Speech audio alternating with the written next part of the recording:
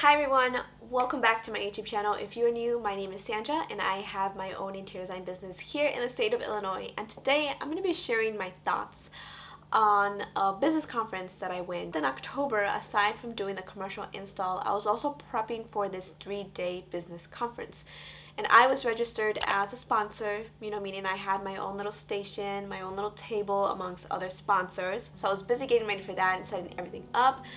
And I had initially planned to run down the day-to-day basis of this 3-day conference, but I decided I want to narrate this video a little bit differently and share my personal thoughts. I am sharing my business journey here on YouTube, so I want to be a little bit more vulnerable and open to you guys about what I thought about this conference. So aside being from a sponsor, I was also signed up to speak to a group of audience. I had to give a 3-minute pitch about my business.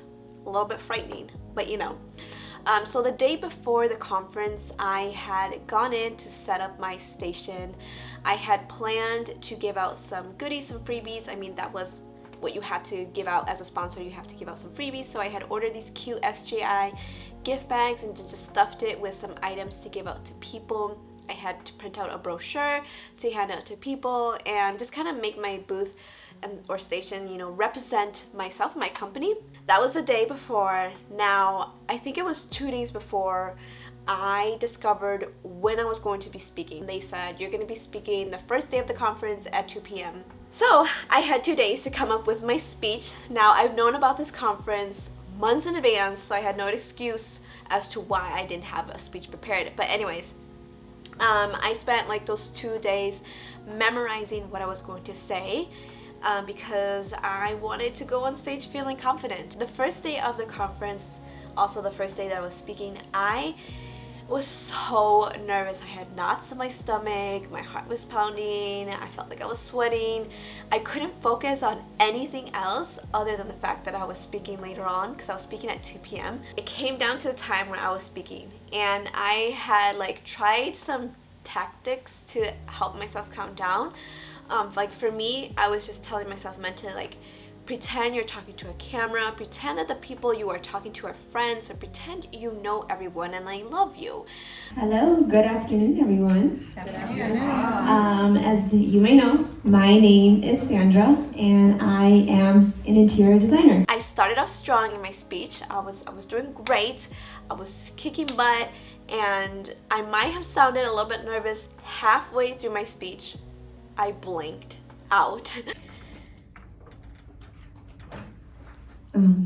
Sorry, just felt a little bit. Now, when you see these professional speakers, people usually do pauses, and I was thinking, okay, this is just a pause. But you could see it in my face. I can't hide these facial expressions in my face. You could see it that I was like, oh shit, I forgot what I was gonna say. And then I remembered what I was gonna say. I couldn't let the rest of the speech go down the drain and just not put any effort, but I need to reel back the audience. I need to, show them that I got over this little hump. So I finished my speech off strong, and I was so relieved when I was done. But it's not until you start the process that you realize how much work it is going to take and how much energy it is going to suck out of you. Don't even get me started on the undecisiveness. You wondering if the paint color you chose matches the floors or goes with the furniture, because those are some tough decisions for you to really think about your house and wondering if it's going to turn out all right. After my speech, I did have a sense of I felt so powerful, I felt so badass, I felt so proud of myself. Even though it was frightening and even though I kind of didn't want to do it, I'm so glad I did it. And after that, this girl had pulled me to the side and had asked me, Sandra, how did you get up on stage? How were you able to talk to an audience? And I think I had told her that it was years of work. It was a lot of things that have attributed to me being confident enough to speak to an audience, and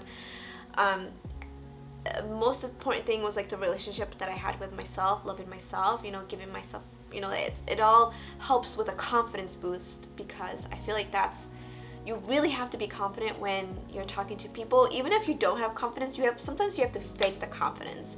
I am not a professional speaker by any means, and that was actually my first time talking to an audience.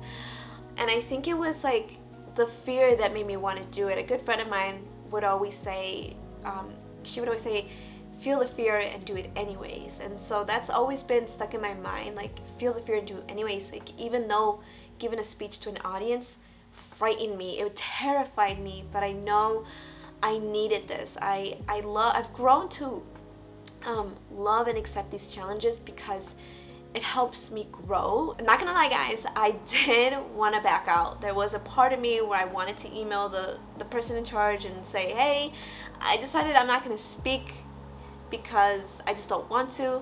In my head, I was thinking, I already have a booth. Why do I need to speak to these people?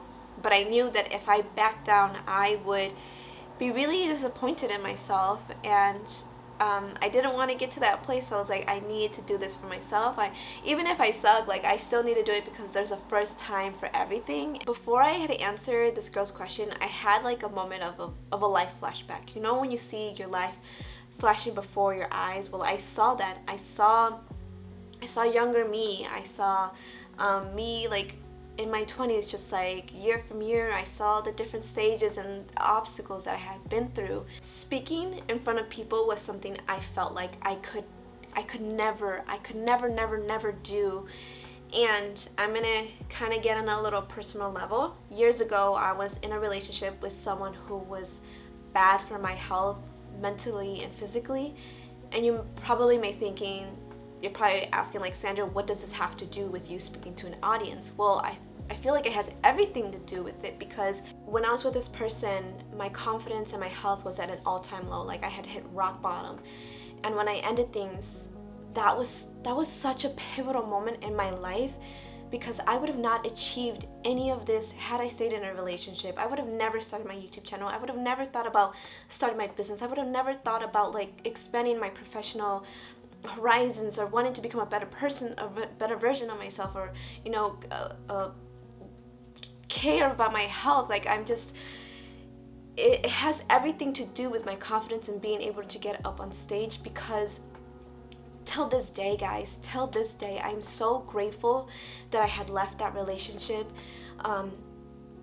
because I'm so proud of the life that I have achieved and built for myself. Like if any of you have ever been in a toxic relationship, you know how extremely hard it is to leave that relationship. Like it is just like so crazy to me, because I would have never been able to talk to in front of people had I been in that position, had I been in that relationship. And I'm sorry to get all mushy, guys, but like I wanted to share this because it's so empowering to change your life, to turn your life around for the better. And so that's a huge part. It's a huge part into my confidence boost, is leaving that relationship and learning how to love myself, taking care of my health and body, and mentally too. Like it's draining to be part of that toxicity. So my life flashing before my eyes was everything, because I felt so proud of myself, guys. And you should too, if you left a toxic relationship and you're starting from square one. Like even though like I still look back every day and I'm so grateful that I left a relationship, sometimes I don't give myself credit where I deserve. And I was able to like take a moment and be like, yeah, like I did that. I feel like I've come such a long way. I'm a completely different person than I was back then, and I'm still evolving every day. That old Sandra back in her early 20s is completely different than what I am right now. And again, the most important factor that helped me was the relationship with myself. Moving on from that, this was the second time that I attended a business conference, and I absolutely love being surrounded by people who truly love what they do and have a passion for their professions, and surrounded by like all these individuals who want to continue growing their business. And people have such different mindsets, so to me it's like, oh, I want to get into your mindset. Like, what do you think? You guys know me, like how I absolutely love what I do. I love interior design. I love my business. I love doing YouTube. So it was great being surrounded by all those people. And this also helps me get outside my shell, because I tend to be like a very shy person. It might not come across like that in the videos, but When I'm like in social events or like networking events, I tend to get so into my shell, because I have no problem if people come up to me, but I think for me it's going up to people and talking to them. So it helped me get outside my shell and talk to people and carry a conversation, you know. Oh, and I also want to note that I met this lovely lady, and she's a graphic designer. She used to be an interior designer and she now does graphic design, but we found out that we both went to the same college. If you guys don't know, I went to Harrington College of Design, which is a very small interior design school, which is no longer existent, which is sad. But yeah, she was telling me stories about when she was an interior designer and she had clients, and I just think it's so funny because it's not every day that you meet a Harrington alumni. And I had actually gone out to lunch with her the last day with two other ladies, and the feedback they were giving me was so positive, and they were giving me ideas for my business and my website. So this lady that's a graphic designer, her name is Rhonda, she was giving me really great advice on my website, and I felt like she just understood because she understands my career. I mean, we went to the same school to study interior design. But yeah, I do plan to attend more conferences and different types of business conferences. My friend Mylene had actually mentioned that she went to one that's called the Meridian Experience, and it's in Washington. And this one is actually solely targeted towards interior designers and content creators, which is right up my alley, and I plan on attending that next summer. But I had actually, you know, invited her to this conference, and she was able to attend like 1 or 2 sessions of this conference. I think it was like the second day when the conference ended. I think it was like around 6. We had gone upstairs in the hotel room lobby just to chat, because Mylene and I have been friends for over a year. We've been Instagram friends, but this was our first time meeting each other in person. And even though she lives like 25 minutes away, I was like, why haven't we thought about meeting up with each other? It was so great chatting with her because we were like just kind of chismeando about like the industry, and we were just like talking about like business and clients and just kind of feeding off of each other and giving each other like business ideas. So I truly enjoy guys, I really enjoy these types of sessions. They're like talking to like similar mindset people. So it was just like amazing. Overall, I do want to share what I learned from the conference, because I mean that's the sole reason why I go to these types of seminars and business conferences, to learn. So here's a list.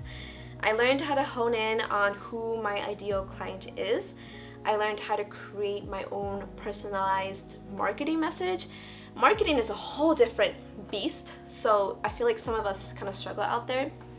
How to get good client testimonials, how to figure out what my monthly income goal is, how to expand my horizon to create multiple streams of income, how to navigate a sales call because I feel like I lack in that section.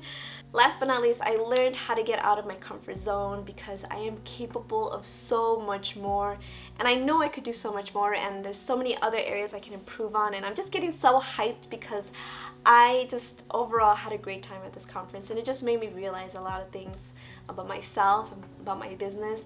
But if you want me to get more in depth about any of the topics that I have learned, let me know in the comments below.